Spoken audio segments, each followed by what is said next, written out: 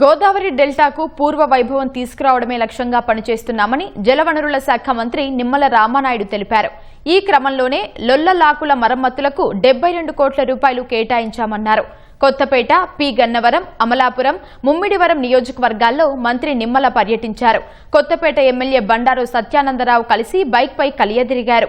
Godavari central, delta కాలువల వెంబడి లాకుల నీటి మట్టాన్ని తనిఖీ చేశారు. ఎల్నినో దృష్ట్యా సెంట్రల్ డెల్టా కాలువల్లో సాగునీటి కొరత రాకుండా పర్యవేక్షణ చేస్తున్నామన్నారు. తక్కువ కాల వ్యవధి ఉన్న పంటలనే సాగు చేసుకోవాలని మంత్రి సూచించారు. అనంతరం నిర్వహించిన మీడియా సమావేశంలో మరో మంత్రి వాసంశెట్టి సుభాష్తో కలిసి నిమ్మల పాల్గొన్నారు.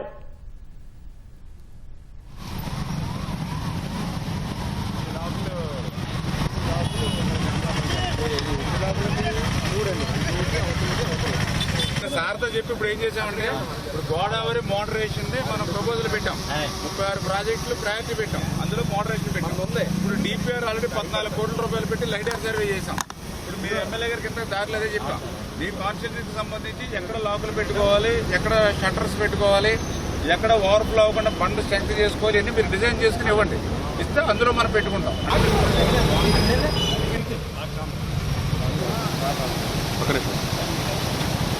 సార్ కిందకు వస్తలేదు సార్, మీరు ఎలా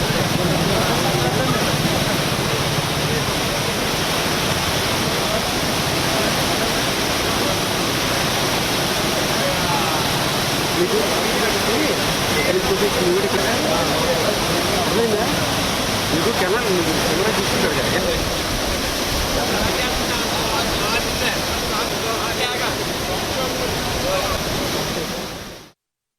ధవళేశ్వరం హెడ్ స్లూయిస్ దగ్గర నుంచి ఈ లొల్లలాకులు, కొత్తపేట నుంచి అమలాపురం, పి గన్నవరం, ముమ్మిడివరం అన్ని నియోజకవర్గాలు కూడా శివారు ప్రాంతం వరకు కూడా ఈ యొక్క కాలువల నీటి పరిణామాన్ని పరిశీలిస్తూ లాకుల్ని ఎక్కడికక్కడ ఇన్స్పెక్షన్ చేస్తూ అధికారులకి, మా నీటి సంఘం వాళ్ళకి ఎక్కడికక్కడ డైరెక్షన్ చేస్తూ మోటార్ సైకిళ్ల మీద మేము తిరుగుతూ ఈ పర్యవేక్షణ చేస్తూ ఉన్నాం.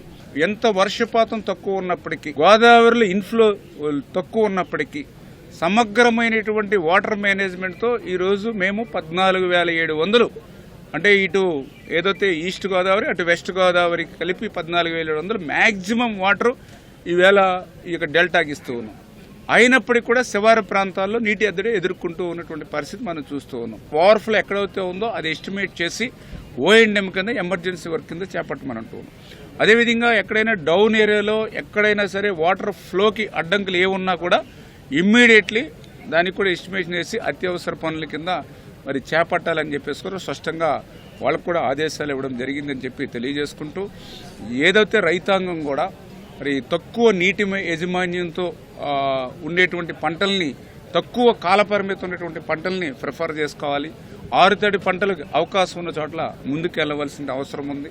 అవసరమైతే వంతుల వారి విధానాన్ని కూడా పగడ్బందీగా కలెక్టర్స్ యొక్క ఆధ్వర్యంలో ముందుకు సాగవలసినటువంటి అవసరం కూడా ఉంది అని చెప్పి ఈ ఎల్నో సందర్భంగా మనం ఆ జాగ్రత్తలు తీసుకెళ్లాలని చెప్పి తెలియజేసుకుంటూ, సగం షట్టర్స్ తుప్పట్టి ఊడిపోయి ఉన్నాయి, గడ్డి పెట్టి ఉన్నారు, చెక్క పెట్టి ఉన్నారు. ఇలా చెక్కలు పెట్టి గడ్డి పెట్టి షట్టర్స్ని కాపాడుకునేటువంటి పరిస్థితి వచ్చింది అని అంటే గత 5 సంవత్సరాలు ఏ రకంగా ఈ డెల్టాను నిర్లక్ష్యం చేశారు. అందుకే ఈరోజు ఇదే లొల్లలాకులకి అక్షరాల 72 కోట్ల రూపాయలు నిధులు విడుదల చేశాం, టెండర్లు పిలిచాం, వర్క్ ఆర్డర్ ఇచ్చాం. ఈ సీజన్లోనే పనులు మొదలుపెట్టి ఆ పనులు కూడా కంప్లీట్ చేయబోతూ ఉన్నాం.